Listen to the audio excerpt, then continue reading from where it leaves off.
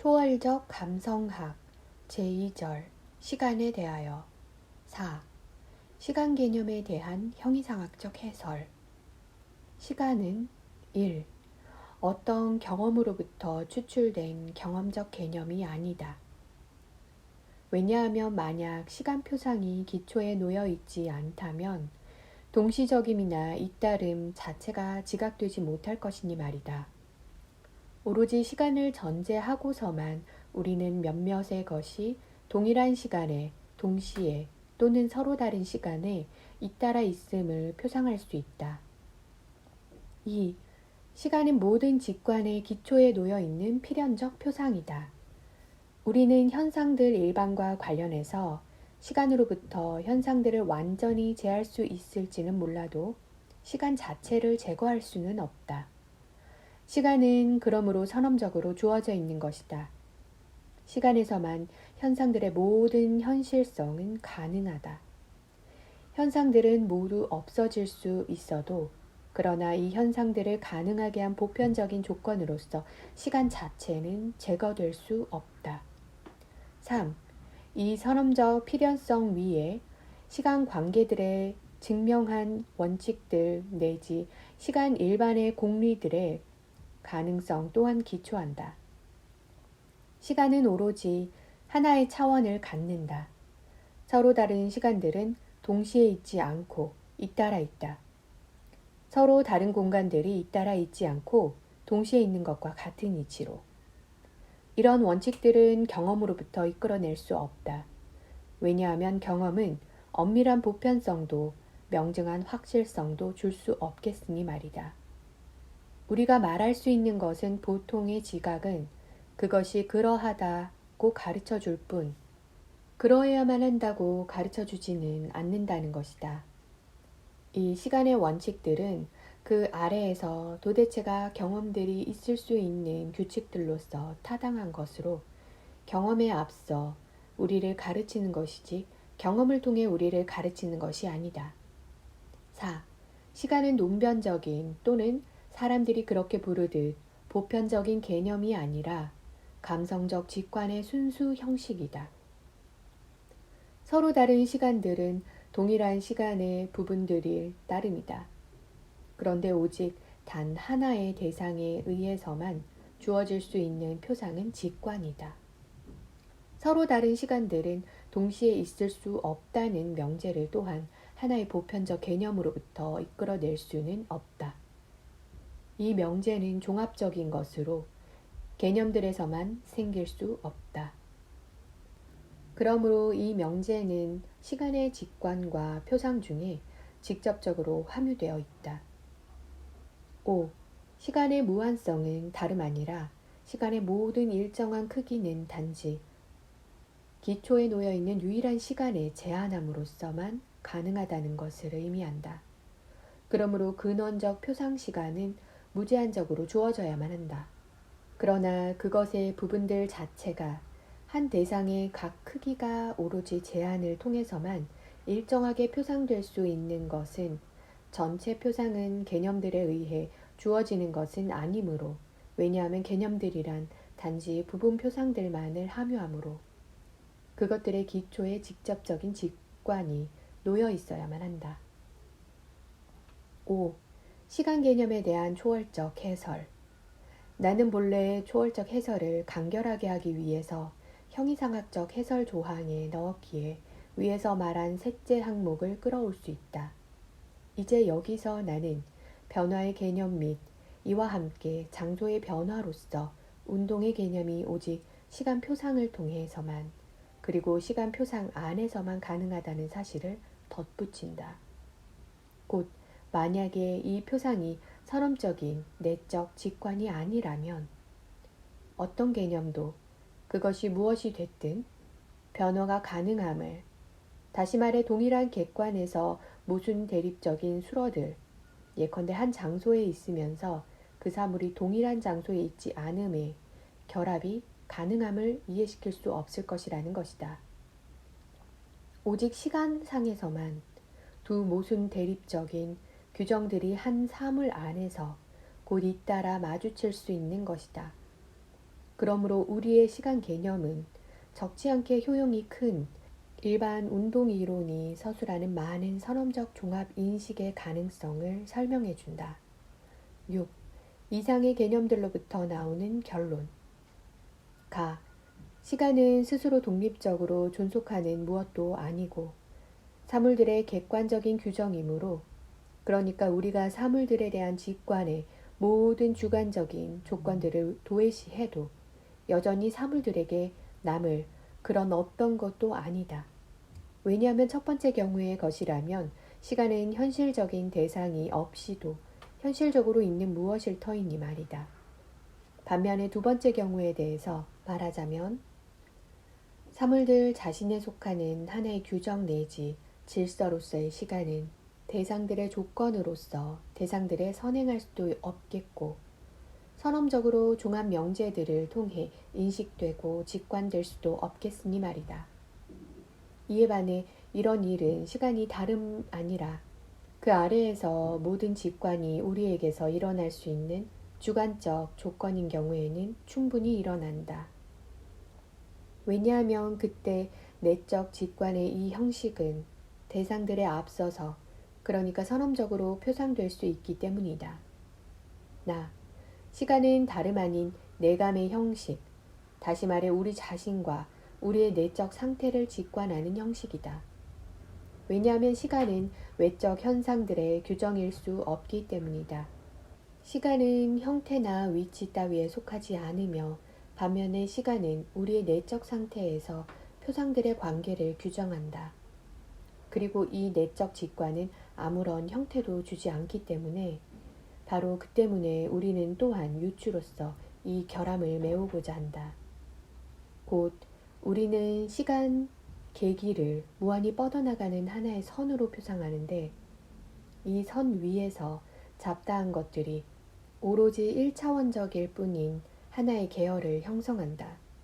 그리고 우리는 이 선의 성질들로부터 시간의 모든 성질들을 추론한다. 전자의 부분들은 동시에 있으나 후자의 부분들은 항상 잇따라 있다는 한 가지 점만은 제외하고서 말이다. 이로부터 밝혀지는 것은 시간의 모든 관계들은 하나의 외적 직관에서 표현되므로 시간 표상은 그 자체가 직관이라는 사실이다. 시간은 모든 현상들, 일반의 선험적인 형식적 조건이다. 모든 외적 직관의 순수 형식으로서 공간은 선험적인 조건으로서의 순전히 외적인 현상들에만 제한된다. 이에 반해 모든 표상들은 그것들이 외적인 사물들을 대상으로 가지든 그렇지 않든 어쨌든 그 자체로서의 마음의 규정들로서 내적 상태에 속하는 것이고, 그런데 이 내적인 상태란 내적 직관의 형식적 조건 아래, 그러니까 시간에 속하는 것이므로 시간은 모든 현상들 일반의 선험적 조건이다.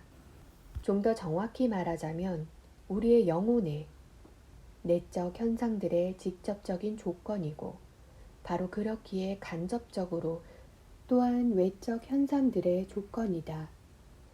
모든 외적 현상들은 공간상에 있고 공간 관계들에 따라 선험적으로 규정된다. 고 내가 선험적으로 말할 수 있다면 나는 내감의 원리로부터 모든 현상들 일반은, 다시 말해 감관의 모든 대상들은 시간상에 있고 반드시 시간 관계들에 서 있다고 전적으로 보편적으로 말할 수 있다. 만약 우리가 우리 자신을 내적으로 직관하고 이 직관을 매개로 또한 모든 외적인 직관들을 표상의 힘 안에 포섭하는 우리의 방식을 도외시하여, 그러니까 대상들을 마치 그것들이 그 자체로 있는 것인 양 취한다면 시간이란 아무것도 아니다. 시간은 오로지 현상들과 관련해서만 객관적으로 타당하다. 왜냐하면 이 현상들은 이미 우리가 우리 감관의 대상들로 받아들인 사물들이니 말이다. 그러나 만약 사람들이 우리의 직관의 감성, 그러니까 우리에게 고유한 그 표상 방식을 도외시하고 사물들 일반을 얘기한다면 시간은 더 이상 객관적이지 않다. 그때는 시간이란 오로지 우리가 대상들에 촉발된다는 점에서 항상 감성적인 우리 인간의 직관의 주관적 조건이고, 주관을 벗어나면 그 자체로서는 아무것도 아니다. 그럼에도 불구하고 모든 현상과 관련해서, 그러니까 경험에서 우리에게 나타날 수 있는 모든 사물과 관련해서 시간은 필연적으로 객관적이다. 우리는 모든 사물들은 시간상에 있다고 말할 수는 없다. 사물들 일반의 개념에는 그것에 대한 직관의 방식은 무시되고 있으니 말이다. 그러나 이 직관이야말로 시간이 대상들의 표상에 속하게 되는 본래적인 조건이다.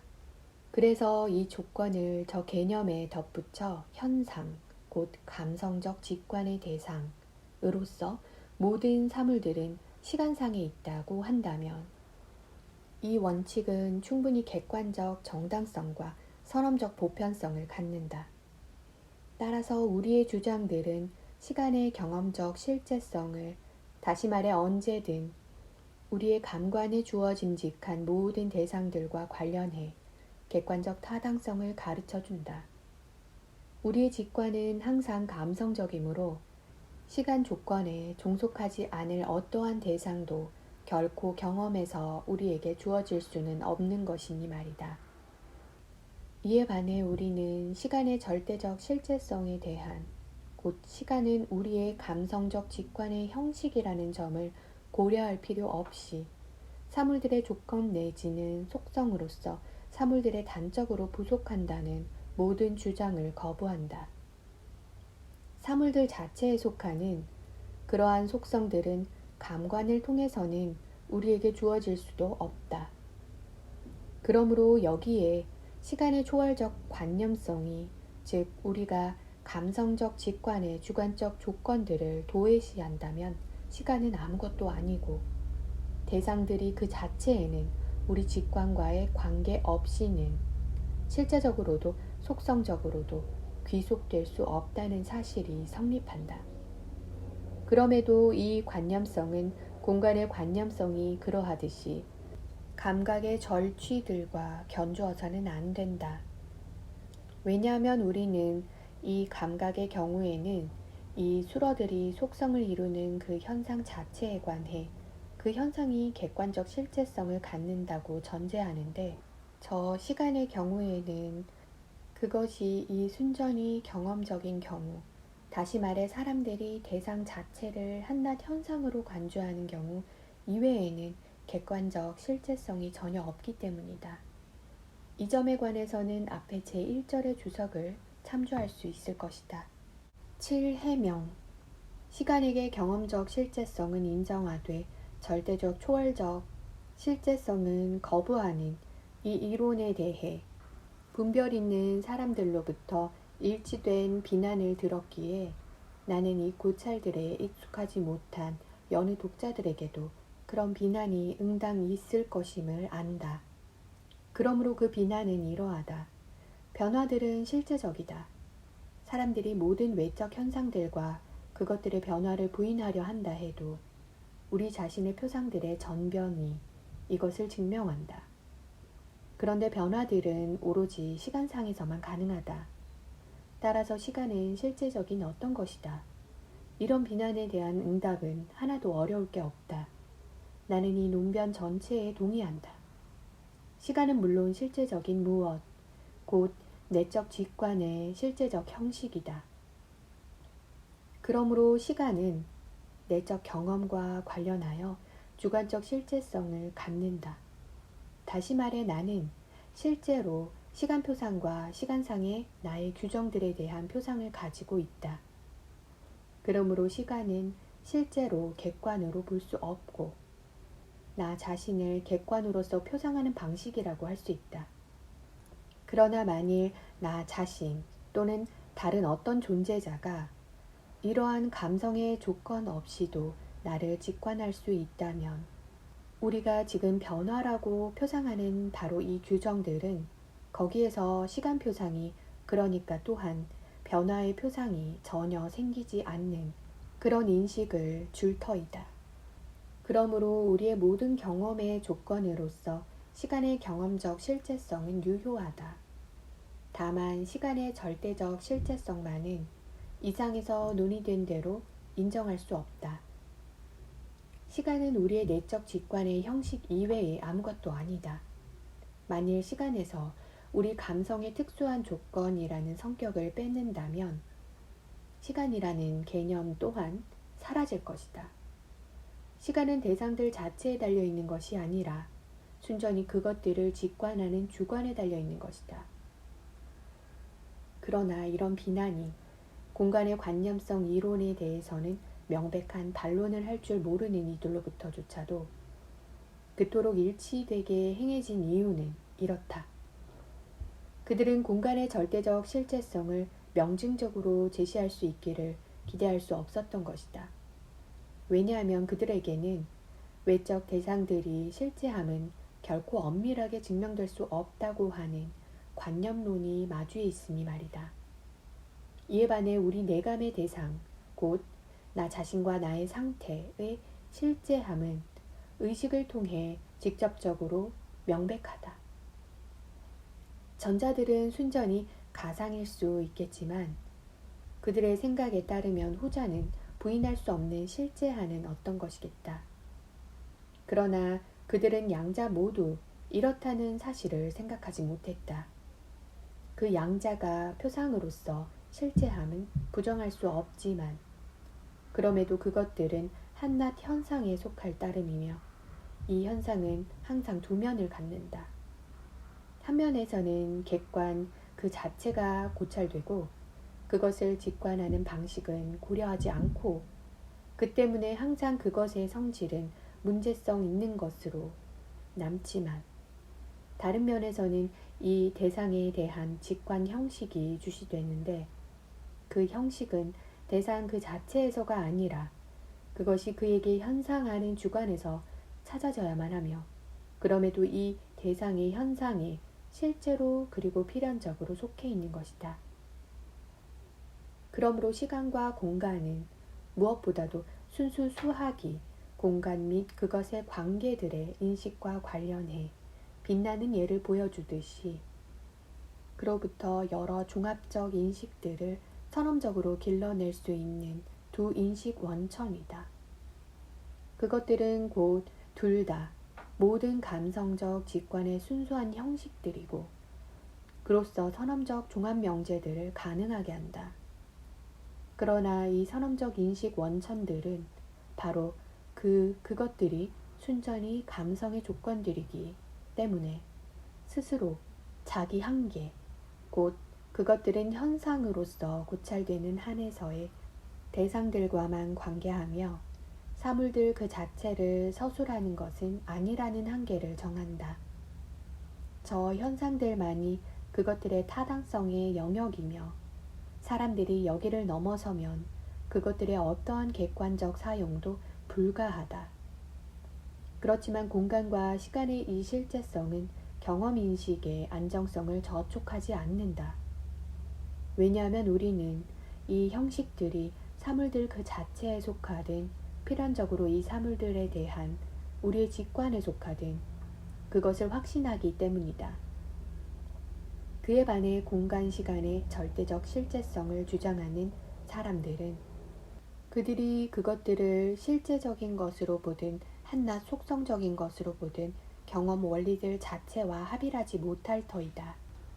물은 만약 그들이 보통 수학적 자연과학파가 그러하듯이 첫 번째 경우를 취한다면 그들은 두 개의 영원하고 무한하고 독립적인 무물, 곧 공간과 시간을 받아들여야 하는데 이것들은 실제하는 어떤 것이 아니면서 오로지 실제하는 모든 것을 자기 안에 담기 위해서 거기에 있는 것이다.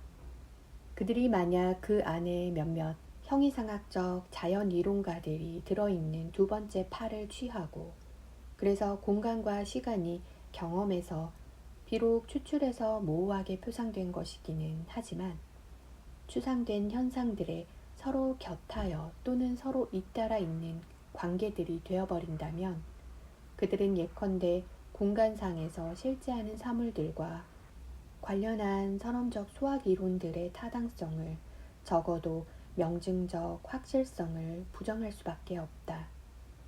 이 명증적 확실성은 후험적으로는 결코 생길 수 없는 것이니 말이다. 그래서 이들의 생각대로라면 공간, 시간의 선험적 개념들은 단지 그것의 원천이 실제로는 경험에서 찾아져야 할 상상력이 지어낸 것으로서, 상상은 경험에서 추상된 관계들로부터 무엇인가를 만들어낸 것이고, 그것은 그 관계들의 일반적인 것을 내용으로 가지고는 있지만, 그것은 자연히 그 관계들에 결부시켰던 제한 없이는 생길 수 없는 것이다. 첫 번째 파 사람들은 수학적 주장들을 위해 현상들의 영역을 해방시킨 만큼 이점을 얻는다. 그 반면에 그들은 지성이 이 영역을 넘어가려 할 때 바로 똑같은 이 조건들로 인해 매우 혼란에 빠진다.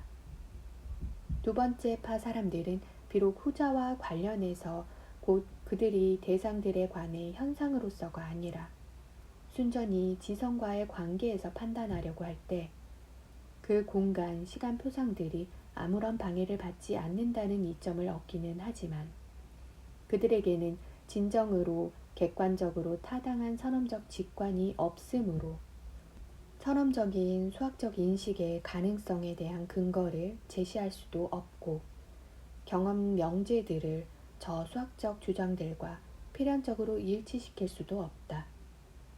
이 두 근원적인 감성의 형식의 진짜 성질에 대한 우리의 이론에서 이 양자의 난점들은 제거된다.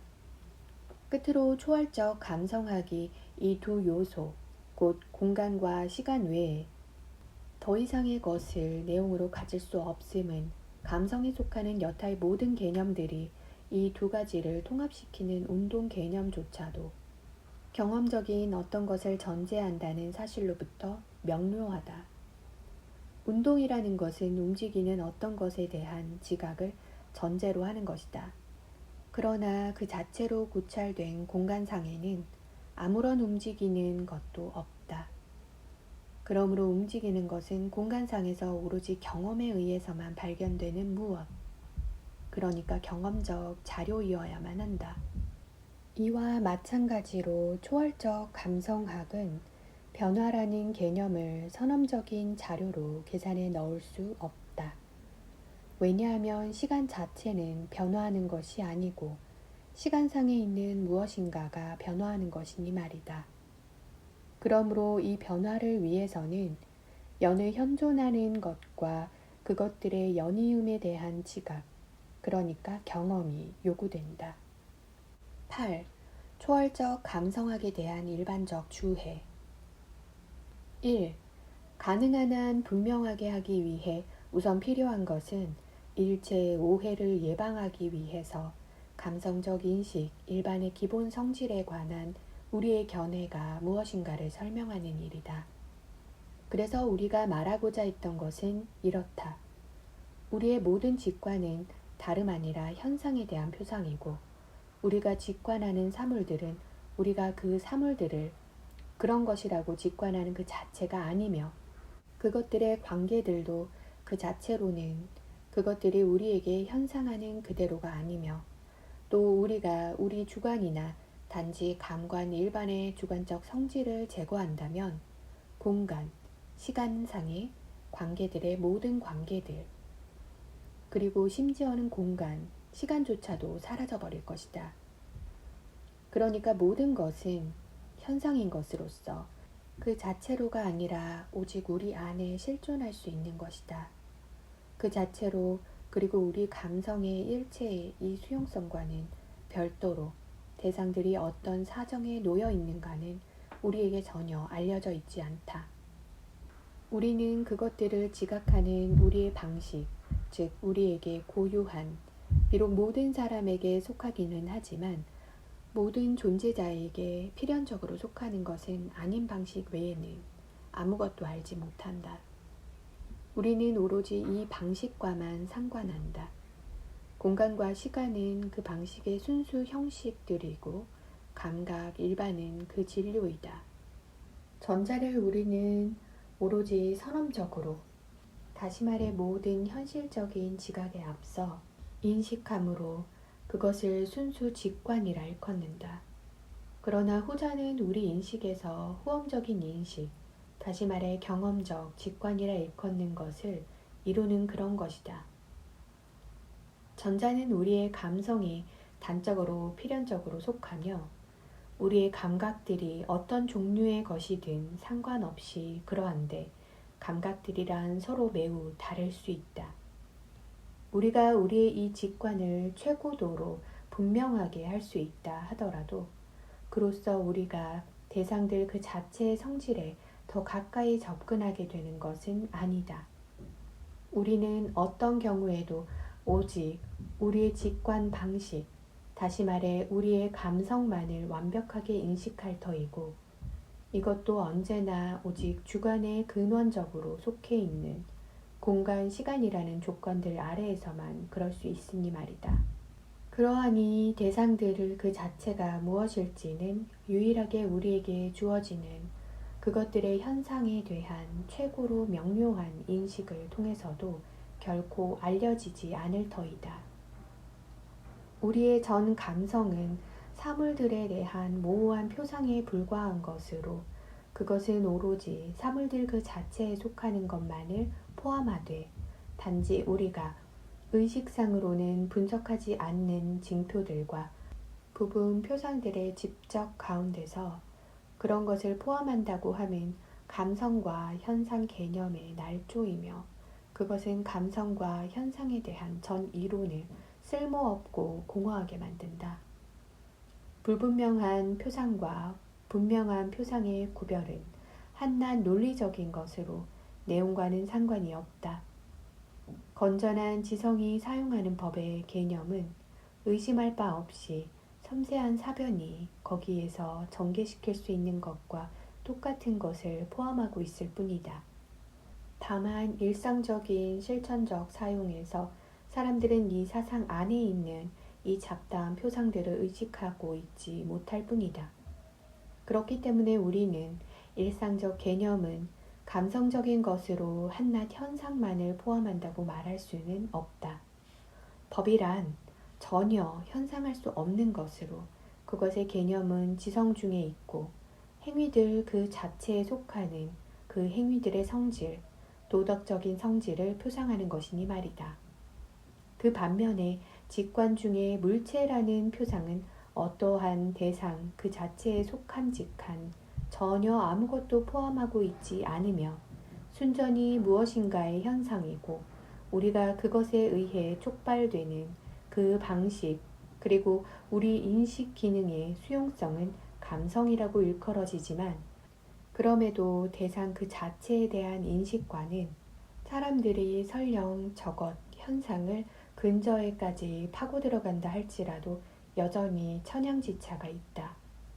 그러므로 라이프니츠 불프 철학은 감성과 지성적인 것의 차이를 순전히 논리적인 것으로 봄으로써 우리 인식들의 본성과 원천에 대해 전적으로 부당한 관점을 제시하였다. 그 차이는 명백히 초월적인 것으로 단지 분명성과 불분명성의 형식이 아니라 그것의 원천과 내용에 관련한 것이니 말이다. 그렇기에 우리는 전자를 통해 사물 자체의 성질을 단지 불분명하게가 아니라 전혀 인식하지 못하는 바이며 우리가 우리의 주관적 성질을 제거하자마자 표상된 객관은 감성적 직관이 그것에 부가한 속성들과 함께 어디에서도 마주치지 않고 마주칠 수도 없다. 그것은 바로 이 주관적 성질이 현상으로서 객관의 형식을 규정하는 것이기 때문이다. 우리는 보통 현상들 가운데서 본질적으로 그 현상들의 직관에 속하고 인간의 모든 감관, 일반에 타당한 것과 감성 일반의 관계 맺음으로서가 아니라 오직 이런저런 감관의 특수한 입장이나 조직에만 타당함으로써 단지 우연적으로만 속하는 것을 구별한다. 그리고 그때 사람들은 전자의 인식을 대상 그 자체를 표상하는 것이라 말하고, 반면에 후자를 단지 대상 그 자체의 현상을 따름이라고 한다. 그러나 이 구별은 단지 경험적인 것일 뿐이다. 보통 그러하듯이 사람들이 여기에 머물러 저 경험적 직관을 다시금 한낱 현상으로 보지 않고 마땅히 그리해야 하지만, 그래서 현상 중에는 사상, 그 자체에 속하는 어떤 것과도 마주칠 수 없다고 보지 않는다면 우리의 초월적 구별은 상실되고 만다.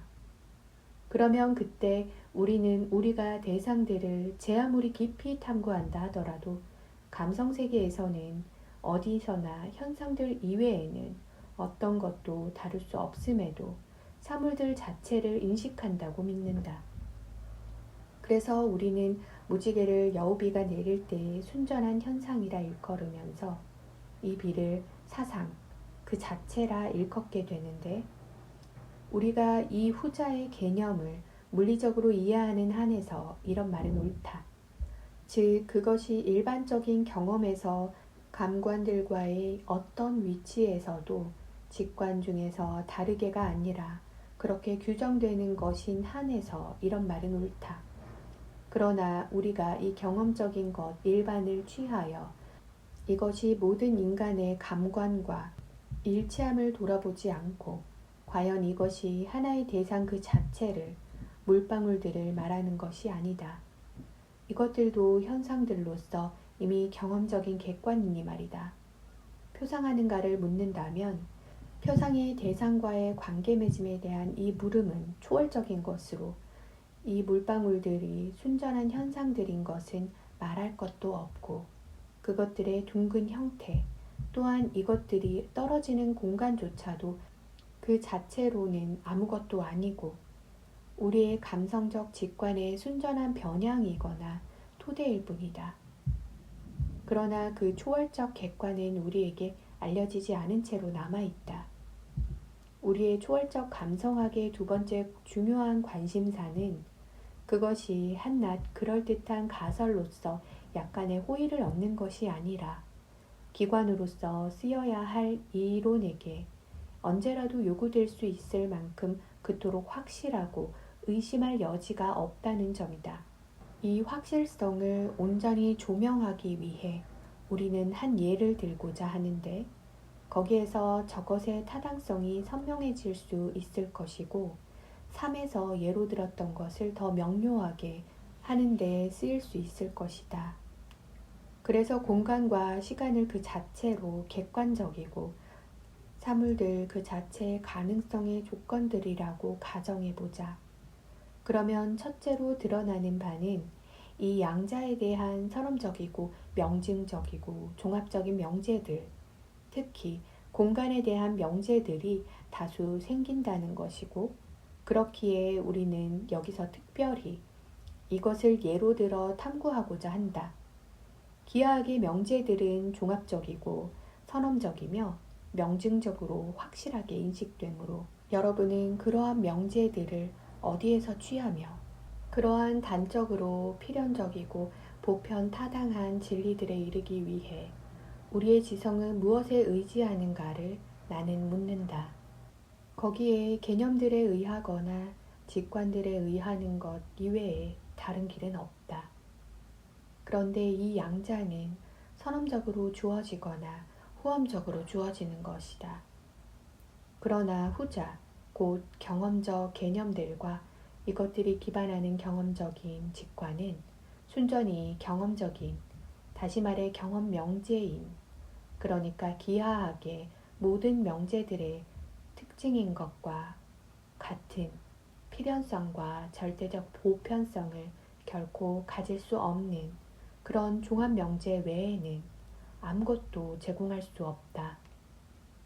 그러나 순전한 개념들 혹은 선험적인 직관들에 의해 그러한 인식에 도달하는 유일한 수단일 터인, 곧 전자의 수단에 관해 말할 것 같으면 순전한 개념들로부터는 전혀 아무런 종합 인식도 얻을 수 없고 오로지 분석적 인식을 얻을 수 있을 뿐이라는 것은 명료한 일이다. 예컨대 두 직선에 의해서는 전혀 아무런 공간도 둘러쳐지지 않고, 그러니까 어떤 도형도 가능하지 않다는 명제를 취해서 이 명제를 직선이라는 개념과 둘이라는 수로부터 도출해내려 시도해보라. 혹은 세 직선에서부터는 하나의 도형이 가능하다는 명제를 취해서 그것을 마찬가지로 순전히 이 개념들로부터 도출하려 시도해보라. 여러분의 모든 노력은 허사이고 여러분은 기하학이 언제라도 그렇게 하듯이 직관에서 여러분의 활로를 찾을 수밖에 없음을 알게 된다. 그래서 여러분은 직관 중에서 자신에게 하나의 대상을 준다. 그러나 이 직관은 어떤 종류의 것인가? 선험적인 순수 직관인가 아니면 경험적인 직관인가? 만약 후자라면 그로부터 결코 보편타당한 더구나 명증적인 명제는 나올 수 없을 터이다. 왜냐하면 경험은 그러한 것을 결코 제공할 수 없으니 말이다. 그러므로 여러분은 직관 중에서 여러분의 대상을 선험적으로 주어야 하며 이 대상 위에 여러분의 종합 명제를 세워야 한다. 이제 여러분 안에 선험적으로 직관하는 능력이 있지 않다면 이 주관적인 조건이 형식의 면에서 동시에 그 아래에서만 이 외적 직관의 객관 자체가 가능한 선험적인 보편적 조건이 아니라면 삼각형이라는 이 대상이 여러분의 직관과의 관계 맺음 없이도 어떤 것 그 자체라면 여러분이 어떻게 삼각형을 구성하는 여러분의 주관적인 조건들 안에 필연적으로 놓여 있는 것이 또한 삼각형 그 자체에도 필연적으로 속해야 한다고 말할 수 있겠는가?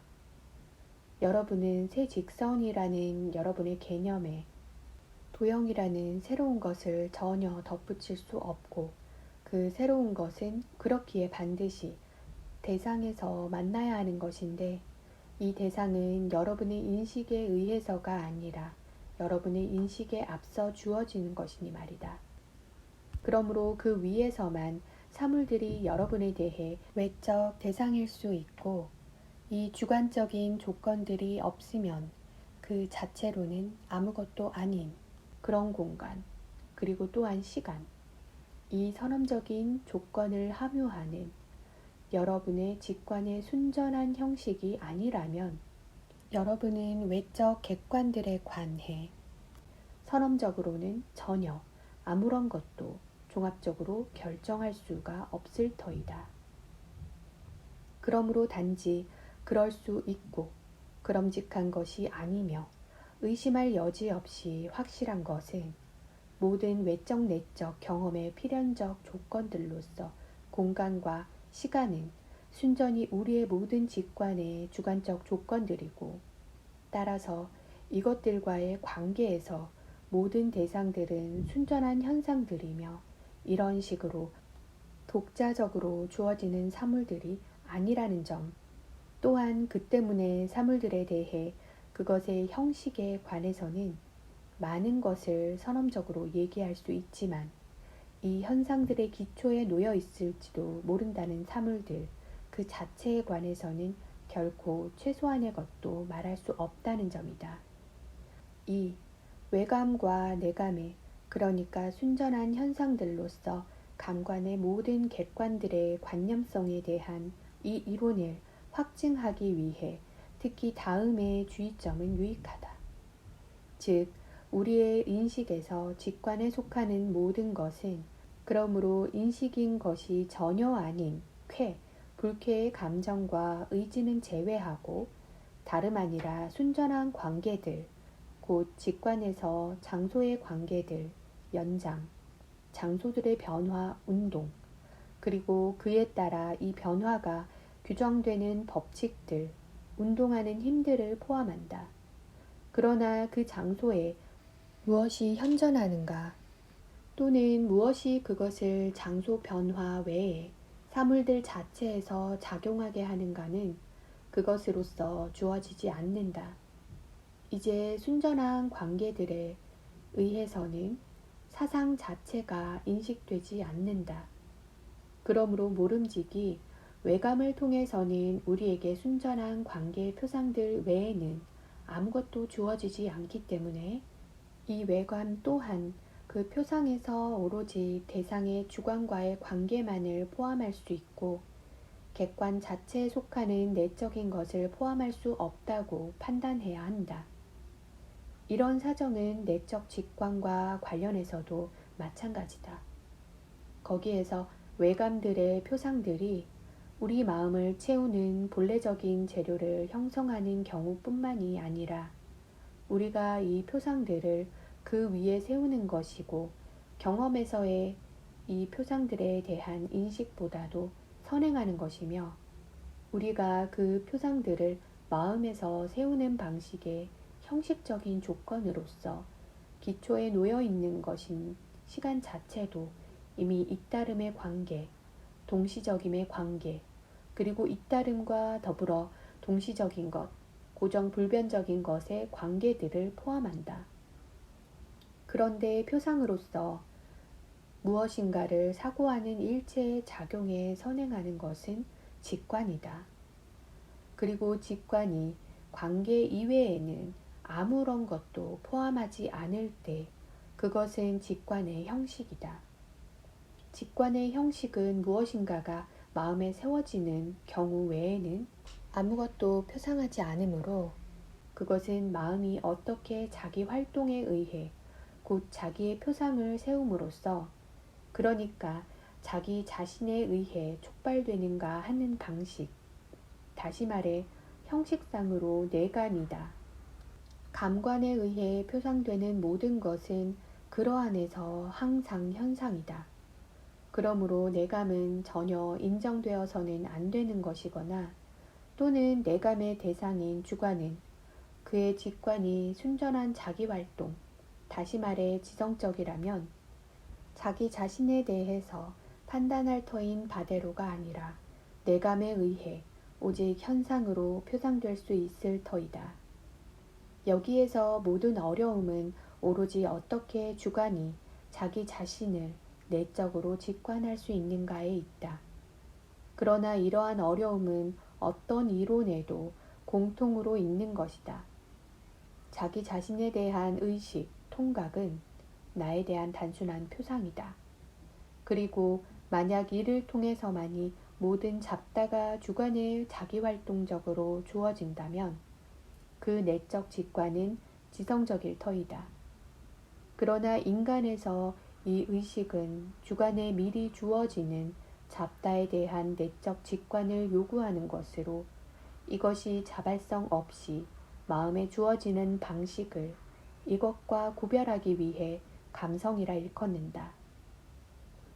자기를 의식하는 능력이 마음에 있는 것을 찾아내야 포착해야 한다면 그것이 저것을 촉발해야 하고 그런 방식으로만 자기 자신에 대한 직관을 산출할 수 있다.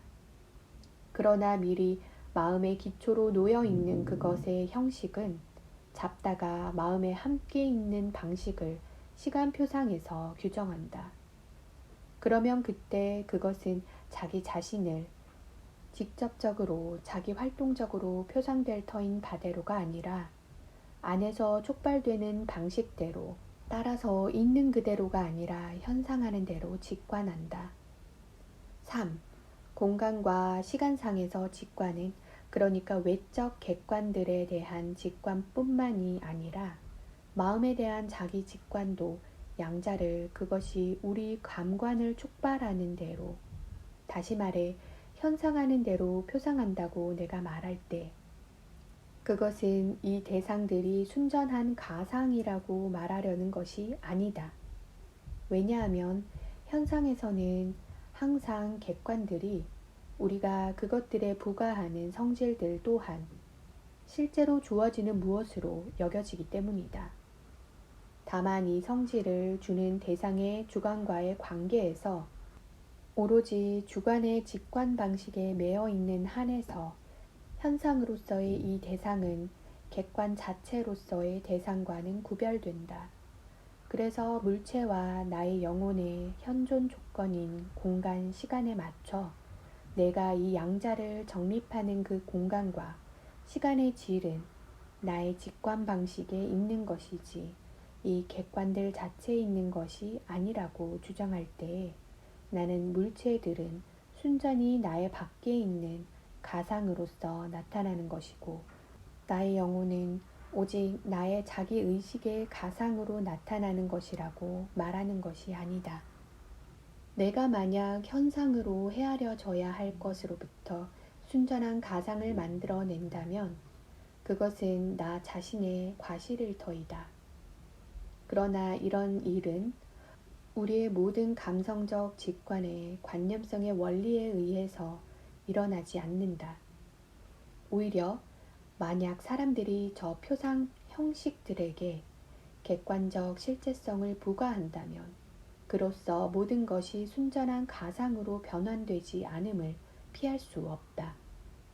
만약에 사람들이 공간과 시간을 그것의 가능성상 사상 자체에서 마주칠 수밖에 없는 성질들로 본다면 그리고 그때의 실체도 아니고 그렇다고 실체에 내속하는 어떤 것도 아니면서 실존하는 것이며 그뿐만이 아니라 모든 사물들의 실존의 필연적인 조건이어야 하는 것인 두 개의 무한한 사물은 모든 실존하는 사물들이 제거되더라도 여전히 남겨지게 됨으로써 사람들이 얽혀 들어가게 되는 불합리를 숙려한다면 저 선량한 버클리가 물체들을 순전한 가상으로 격화시켰을 때 그를 탓할 수가 없다. 그뿐만 아니라 심지어는 우리 자신의 실존도 그런 식으로 시간과 같은 무물에 스스로 존립하는 실제성에 의존적이 됨으로써 이와 함께 순전한 가상으로 변환될 수밖에 없을 터이다. 그러나 그것은 여태까지 어느 누구도 그런 과실에 빠지지는 않았던 불합리이다. 4. 단지 우리에게 결코 직관의 대상이 될 수 없을 뿐만이 아니라 그것 자체에서도 결단코 감성적 직관의 대상이 될 수 없는 한 대상을 생각하는 자연적 신학에서 사람들은 그것의 모든 직관에서 시간, 공간 조건을 제거해 버릴 것을 신중하게 고려하였다. 왜냐하면 그러한 것이 그것에 대한 모든 인식이어야만 하고 항상 경계들을 보이는 사고여서는 안 되니 말이다.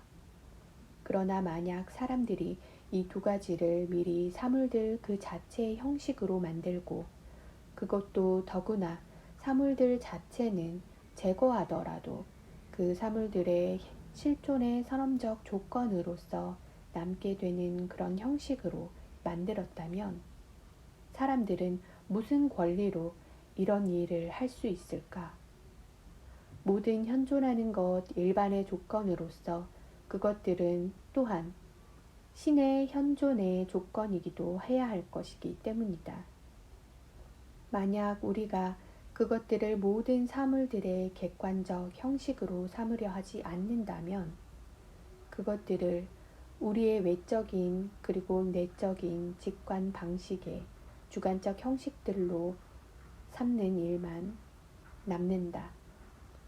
그리고 우리의 직관 방식은 근원적이 아니라 다시 말해 그것을 통해 직관의 객관의 현존조차도 주어지는 그러니까 우리가 아는 한 오직 근원 존재자에게만 속할 수 있는 그런 방식이 아니라 객관의 현존에 의존적이고 그러니까 주관의 표상력이 그것에 의해 촉발됨으로써만 가능한 것이기 때문에 그것을 감성적이라 일컬어진다.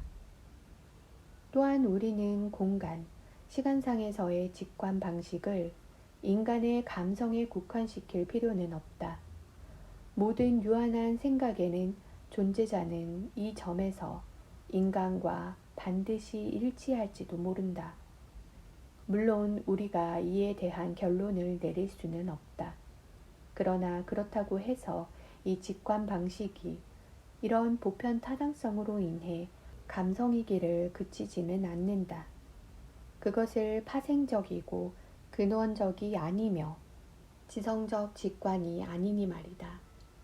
지성적 직관이란 이미 설명된 근거에서 오직 근원적인 존재자에게만 속하고 그것의 존재가 주어지는 객관과 관계 맺음에서 규정되는 그것의 존재의 면에서 볼 때나 직관의 면에서 볼 때에 의존적인 그런 존재자에게는 결코 속하지 않는 것으로 보이는 것이다.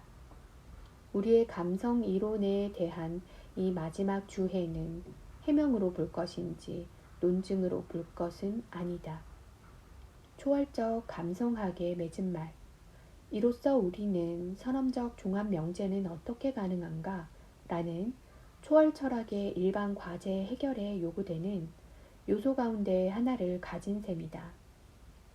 곧 그것은 공간과 시간이라는 선험적인 순수 직관들로 여기서 우리는 우리가 판단해서 선험적으로 주어지는 개념을 넘어가려 할 때 개념 내에서는 발견할 수 없지만 그것에 대응하는 직관 중에서는 발견할 수 있고 저 개념과 종합적으로 결합할 수 있는 것을 만난다.